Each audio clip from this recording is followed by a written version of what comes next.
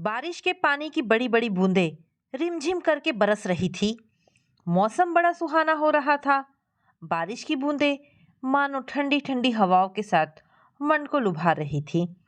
उन्हें देखकर लग रहा था कि जैसे मन की सारी इच्छाएं पूरी होने वाली है। अमित और जया के प्रेम को अमित की मम्मी ने स्वीकार कर लिया था। अमित एक मल्टीनेशनल कंपनी में मैनेजर की पोस्ट पर नियुक्त था और जया उसकी जूनियर थी। साथ साथ काम करते करते ना जाने कब दोनों के दिल जुड़ गए और दोस्ती प्यार में बदल गई। उन्हें पता ही नहीं चला। अमित के पापा जब वह 10 साल का था तभी गुजर गए थे। पापा की अनुकंपा नौकरी मम्मी को मिल गई थी। मम्मी ने ही उसे आंखों में सपने लिए बड़ी मेहनत से पाला था। उसने अपनी मम्मी को फ़ोन करके जया के बारे में सब बता दिया था और उसकी फ़ोटो भी भेजी थी। मम्मी को जया बहुत पसंद आई। उनका जवाब हाँ में था। अगले हफ्ते मम्मी खुद उससे मिलने दिल्ली आने वाली थी। अपनी होने वाली बहू से मिलने ऑफिस आने के बाद अमित ने जल्दी से जया को अपने कैबिन में बुलाया। क्या हुआ अमित? जया ने आते ही पूछा। जया, तुम्हें तो पता ही था कि मैंने मम्मी को तुम्हारे बारे में बताया है। कल घर जाने के बाद मुझे उनका फ़ोन आया। अमित ने उदास होकर कहा। क्या कहा मम्मी ने? और तुम इतने उदास क्यों हो? जया ने घबराते हुए पूछा। बात ही ऐसी है जया, मम्मी ने हमेशा के लिए तुम्हें मेरे पल्ले बांधने का फैसला सुनाया है। अमित ने बड़ी गंभीरता से अपनी बात पूरी की। अमित ने यह बात इतनी ज़्यादा गंभीरता से कही थी कि पहले तो जया समझ ना सकी, पर जब समझी तो उसका चेहरा खुशी से खिल उठा। जया, अब तो मम्मी ने भी हाँ कर दी, तो तुम्हें भी अपने घर वालों से बात कर लेनी चाहिए। मैं वापस आने के बाद उनसे मिलता हूँ। तुम यह जानती हो ना कि आज रात मुझे टूर के लिए निकलना है और उससे पहले अपने काम जल्दी से निपटाने हैं। अब तुम जाओ। अमित ने वहाँ से लगभग भगाते हुए जया से कहा। जया भी अमित को स्टेशन तक छोड़ने साथ आई। आते समय वह रास्ते भर सोचती रही, शायद अमित ही उसके लिए बना है, वरना 2 बार पक्की हुई उसकी शादी टूटती नहीं। लेकिन इस बार उसे किसी तरह की अनहोनी का डर नहीं था। उसका प्यार, उसका अमित जो उसके साथ था। पापा और मम्मी से किसी तरह बात करे, इस बारे में जया सोचती रही। उसकी छोटी बहन छवि की शादी हो चुकी थी। छोटे भाई शैलेश ने भी अपनी पत्नी के साथ दूसरी जगह बसेरा बसा लिया था। अब अगर उसकी शादी भी हो गई तो मम्मी पापा अकेले रहेंगे या शैलेश के पास, वो समझ नहीं पा रही थी। उसे कुछ पुराने दिन याद आ गए। उन दिनों जया घर में अकेली कमाने वाली थी। उसे जब कॉलेज की डिग्री मिली थी उसी वर्ष पापा की कंपनी बंद हो गई थी। वे सालों से उसी कंपनी में काम कर रहे थे। वे ये सदमा सहन नहीं कर सके। वे दिन भर घर की दीवार को ताकते घर में पड़े रहते। उस समय जया के दोनों भाई बहन छोटे थे। जया ने आगे बढ़कर घर का दायित्व अपने कंधे पर ले लिया। उसने एक जॉब पकड़ ली। धीरे धीरे सब ठीक हो गया। जया घर की कमाने वाली अकेली सदस्य थी। जाहिर था कि हर बात उससे पूछकर की जाती, लिहाजा वह घर की स्थिति ठीक करने के लिए जी जान से जुट गई। वक्त बीतता गया। उसके भाई बहन बड़े हो गए। मम्मी ने जया से सलाह मशवरा करके छवि की शादी सीधे साधे विनोद से कर दी। पहले तो जया ने कभी इस बात पर गौर नहीं किया, लेकिन अब जब छवि घर आती और अपने पति और ससुराल वालों के गुण गाती तो जया को भी शादी करने की इच्छा होती। एक दिन जया ने शर्माते हुए मम्मी से अपनी शादी की बात छेड़ी। पापा पीछे खड़े होकर सब सुन रहे थे। बोले, कैसी बातें करती हो जया? घर में तुम अकेली कमाने वाली हो। अभी तो शैलेश पढ़ रहा है। तुम विवाह करके चली जाओगी तो हमारा सहारा कौन बनेगा? 1-2 साल और रुक जाओ। जब तुम्हारे भाई की जॉब लगेगी तो हम तुम्हारा भी विवाह कर देंगे। पापा ने उसके सिर पर हाथ फेरते हुए कहा। दिन यूं ही बीतते रहे। मौसम बदलते रहे। बहारें तो आई, लेकिन जया की जिंदगी में नहीं, बल्कि शैलेश की जिंदगी में हालात ने अजीब सी करवट ली। घर में रहने वाली पैसों की तंगी के चलते शैलेश अलग रहना चाहता था। जिस दिन उसे पहली सैलरी मिली उसने मम्मी के सामने एक लड़की लाकर खड़ी कर दी और बोला, मम्मी, ये है तुम्हारी होने वाली बहू।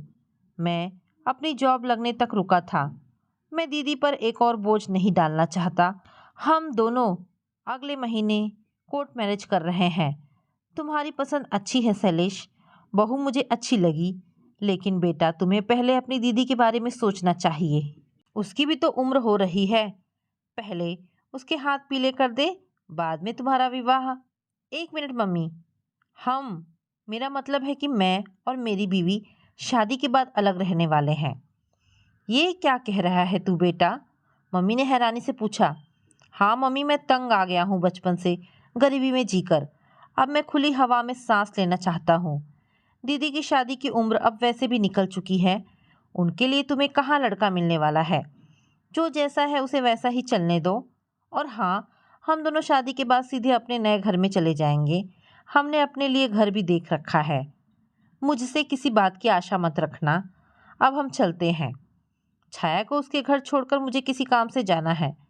बात खत्म करते भाई अपनी मंगेतर छाया के साथ वहां से चलने को हुआ। वे दोनों कमरे से बाहर आए तो जया को वहां खड़ी देखकर आंखें चुराकर निकल गए।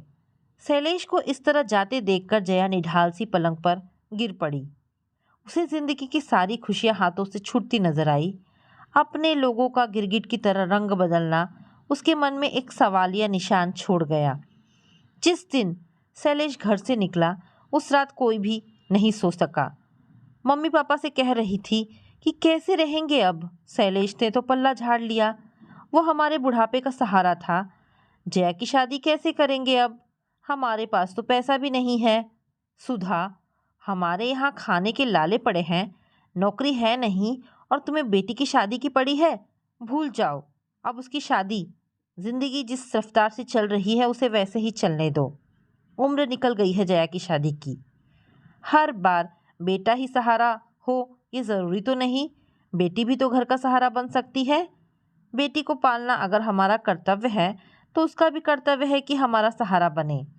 कहकर उन्होंने करवट बदली, पर सामने जया को देखकर वे चौंक गए। अरे, मैं तो बस यूं ही गुस्से में कह रहा था। आज शैलेश ने साथ छोड़ा है तो ज़रा सा मायूस हो गया हूँ, लेकिन तू चिंता मत कर, सब ठीक ही होगा। एक दिन तुम्हें भी विदा करूँगा। मैं कुछ ना कुछ सोचता हूँ। पापा ने बात संभाल तो ली, पर उनके कौन से रूप पर विश्वास करे जया समझ ही नहीं पाई। घर के खर्चे अब काफ़ी कम हो गए थे। जया की सैलरी बढ़ गई थी। मम्मी थोड़े थोड़े पैसे जमा करती थी। पापा को हो ना हो, पर मम्मी को अपनी बेटी की ज़रूर चिंता थी। एक दिन लड़के वाले जया को देखने आए। लड़के लड़की ने एक दूसरे को पसंद किया। बात आगे बढ़ती गई। शादी की डेट भी फिक्स हो गई। पर अचानक एक दिन लड़के वालों ने शादी तोड़ने का संदेश भेज दिया। आखिर बात क्या है? आप उनके पास जाकर मिल आइए ना, मम्मी ने बेचैन होकर पापा से कहा। रिश्ता तोड़ते वक्त ही उन्होंने मिलने से मना कर दिया था। खैर जाने दो, हमारी जया को इससे भी अच्छा लड़का मिलेगा, पापा ने उन दोनों को समझाते हुए कहा। इसके बाद एक बार फिर जया का रिश्ता जुड़ा और फिर टूट गया। मन का बोझ बढ़ गया था। उसकी जिंदगी जैसे एक ही ढर्रे पर चल रही थी, जिसमें कोई रोमांचक मोड़ नहीं था। साल भर तक तो यही सब चलता रहा, और तभी अचानक कंपनी ने जया का उसी शहर की दूसरी ब्रांच में तबादला कर दिया। जया एक ही जगह काम करके बोर हो गई थी, सो वह भी खुशी खुशी दूसरी ब्रांच में चली गई। नई ब्रांच में आना जैसे जया के लिए अच्छा साबित हुआ। यहाँ की आबो हवा उसे अच्छे से रास आई। कंपनी का ऑफिस घर से दूर था, लेकिन बस सेवा उपलब्ध थी, इसलिए जया को कोई समस्या नहीं थी। एक दिन अचानक जया की अमित से मुलाकात हो गई, जो वहाँ मैनेजर था। पहले उन दोनों की दोस्ती हुई और फिर दोस्ती प्यार में बदल गई। जया अपने ही ख्यालों में खोई थी कि अचानक ड्राइवर ने बस को जोर से ब्रेक लगाया और वह हकीकत में लौट आई। जया घर पहुंची तो मम्मी चाय बना रही थी और पापा टीवी देख रहे थे। जया कपड़े बदल कर आई और मम्मी का हाथ बटाने लगी। चाह कर भी वो मम्मी से शादी की बात नहीं कर पाई। इसी ऊहा-पोह में अगला दिन भी निकल गया। अमित के आने से पहले उसका घर में बात करना ज़रूरी था। जया जब शाम को ऑफिस से घर पहुंची तो पापा तैयार बैठे थे और मम्मी अच्छी सी साड़ी पहने शीशे के सामने सज रही थी। सुनो सुधा, अब जया के लिए चाय बनाने मत बैठ जाना, देर हो रही है, जल्दी करो भाई। पापा ने मम्मी को आवाज़ लगाई। सुनो बेटा, मैं और तुम्हारे पापा पिक्चर देखने जा रहे हैं, तुम चाय बनाकर पी लेना और हाँ, रात के लिए रोटी भी सेक लेना। हम 10 बजे के आसपास वापस आ जाएंगे। कहते हुए मम्मी ने चप्पल पहनी और बाहर निकल गई। जया को लगा कि जब हर कोई अपनी पसंद का ख्याल रख रहा है तो उसे ही चिंता क्यों है। अगली सुबह बड़ी हिम्मत करके वह अपनी मम्मी के सामने खड़ी हो गई और बोली, मम्मी, मुझे आपसे कुछ कहना है। शायद आपको अटपटा लगे सुनने में, लेकिन मैंने अपना जीवन साथी चुन लिया है। यह सुनकर मम्मी इतनी चौंकी कि उनके हाथ से बर्तन गिर गई। मम्मी, अमित मेरी कंपनी में मैनेजर है और उन्होंने मेरे बारे में अपनी मम्मी से बात कर ली है। अगले हफ्ते उनकी मम्मी हमारे घर आ रही हैं आपसे मेरा हाथ मांगने। जया ने छूटते ही सारी बात एक ही सांस में कह डाली। ठीक है, मैं आज ही तुम्हारे पापा से बात करूंगी, मम्मी ने उसे दिलासा देते हुए कहा। अगला दिन हमेशा से ज़्यादा खूबसूरत था। पापा ने जया से अमित के बारे में बात की, उसकी सारी जानकारी ली। मम्मी ने भी प्यार से नाश्ता कराया। जया आज बादलों पर सवार होकर ऑफिस पहुंची। तभी उसे अमित का मैसेज मिला, वह 2-3 दिन बाद आएगा। इस तरह 4-5 दिन गुजर गए। जया के मन में अब बुरे ख्याल आने लगे। जब जया अमित को फ़ोन करती तो वह बड़े रूखेपन से पेश आता और कहता कि अभी वह बिज़ी है। उस दिन जब जया ऑफिस पहुंची तो उसे अमित अपने कैबिन में नजर आया। मारे खुशी के वह उसकी तरफ गई, पर व्यस्त होने का बहाना बनाकर अमित फ़ोन उठाकर किसी और से बात करने लगा, जैसे जया के लिए वह वहां से जाने का इशारा हो। किसी अनजाने डर से जया का मन कांप उठा। फिर भी उसने अपने मन को समझाया कि हो सकता है वाकई अमित व्यस्त हो। आखिर मैनेजर है वह कंपनी का। वह भी काम में अपना ध्यान लगाने की कोशिश करने लगी। शाम को 5 बजे जब वह अमित के कैबिन में गई तो पता चला कि वह तो कब का जा चुका है। जया ने जल्दी से अमित को फ़ोन मिलाया तो उसका मोबाइल स्विच ऑफ आने लगा। आखिर क्या बात हो सकती है जो अमित मुझे ऐसे टाल रहा है, सोचकर जया बेचैन होने लगी। अगले 2 दिनों तक अमित यूं ही उसके साथ लुका छिपी खेलता रहा। एक दिन तंग आकर जया जब अमित के घर पहुंची तो दरवाजे पर ताला लगा था। वह वहीं अमित का इंतजार करती रही। जब रात 9 बजे के आसपास अमित घर लौटा तो जया को वहां देखकर दंग रह गया। ताला खोलकर अमित जैसे अंदर गया, पीछे पीछे जया भी आ गई। बोली, तुम्हें क्या लगता था कि अमित, अगर तुम टालते रहोगे तो हम मिल नहीं सकते? इतना रूखा बर्ताव क्यों है तुम्हारा? इस तरह क्यों कतरा रहे हो मुझसे? अंदर आते ही जया गुस्से से बिफर पड़ी। जया, मैं कुछ ज़्यादा नहीं कह सकता, बस ये समझ लो कि हमारी शादी अब नहीं हो सकती, अमित ने बात खत्म करते हुए कहा। अरे, ये क्या बात हुई? शादी का फैसला तो हम दोनों का था, अब इस तरह तुम कैसे बदल सकते हो? और तुम्हारी मम्मी ने भी तो हाँ कहा था, फिर अब क्या परेशानी आ गई? जया गुस्से से बोली। देखो जया, मम्मी ने अब इनकार कर दिया है और वजह तुम नहीं जानो तो अच्छा है। बस इतना कह सकता हूँ कि आज के बाद हम दोनों ना मिले तो बेहतर है। वजह तो तुम्हें बतानी पड़ेगी। आखिर खुशियाँ बड़ी मुश्किल से मेरे दरवाजे पर आई हैं। मैं उनको तुम्हारे साथ जीना चाहती हूँ। जया की आंखों की बेबसी अमित को तड़पा रही थी। वह नहीं चाहता था कि जया वजह जाने। ठीक है, बताता हूँ, लेकिन यह भी सुन लो कि जो मैं तुम्हें बताना चाहता हूँ उससे मैं सहमत तो नहीं हूँ, पर मैं कुछ नहीं कर सकता। मैं जब यहाँ से टूर पर गया था वहीं से मम्मी को लेने अपने शहर चला गया था। मम्मी तुम्हारे बारे में जानकर बहुत खुश थी। तुम्हें देखने के लिए उन्हें कुछ गिफ्ट की खरीदारी करनी थी, तो उन्होंने मुझे 2 दिन और रुकने को कहा। जिस रात को हम निकलने वाले थे उस दिन दोपहर की डाक से हमें एक चिट्ठी मिली जिसमें तुम्हारे बारे में काफ़ी बकवास लिखा गया था। क्या लिखा था? जया ने बड़ी हैरानी से पूछा। उसमें लिखा था कि चिट्ठी लिखने वाला तुम्हें अच्छी तरह से जानता है, तुम्हारा चरित्र अच्छा नहीं है, इसी वजह से तुम्हारी शादी 2 बार टूट चुकी है, वरना 32 साल तक तुम तो कुंवारी क्यों रहती। बस मम्मी ने चिट्ठी पढ़कर इस शादी से मना कर दिया। वे नहीं चाहती हैं कि उनकी बहू चरित्रहीन हो। मैंने उन्हें समझाने की बहुत कोशिश की, मगर वे मानने को तैयार ही नहीं हैं और मैं उन्हें इस उम्र में अकेला नहीं छोड़ सकता। तुम्हारे बिना मेरी ज़िंदगी मुश्किल होगी, पर मुझे मम्मी के लिए यह बर्दाश्त करना ही होगा। मुझे माफ़ कर दो। सच बताकर अमित ने उसके सामने वह चिट्ठी रख दी। जया ने चिट्ठी खोलकर देखा तो उसकी आंखें फटी की फटी रह गई। उसने उस लिखावट को पहचान लिया था। आखिर कैसे भूल सकती थी उस लिखावट को, जो उसके लिए आदर्श था। बचपन में उसमें संस्कार भरने वाले यही तो अक्षर थे।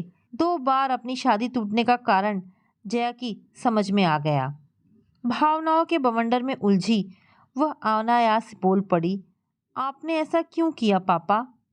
जया, क्या यह पत्र तुम्हारे पापा ने भेजा है? अमित ने आश्चर्यचकित होकर पूछा।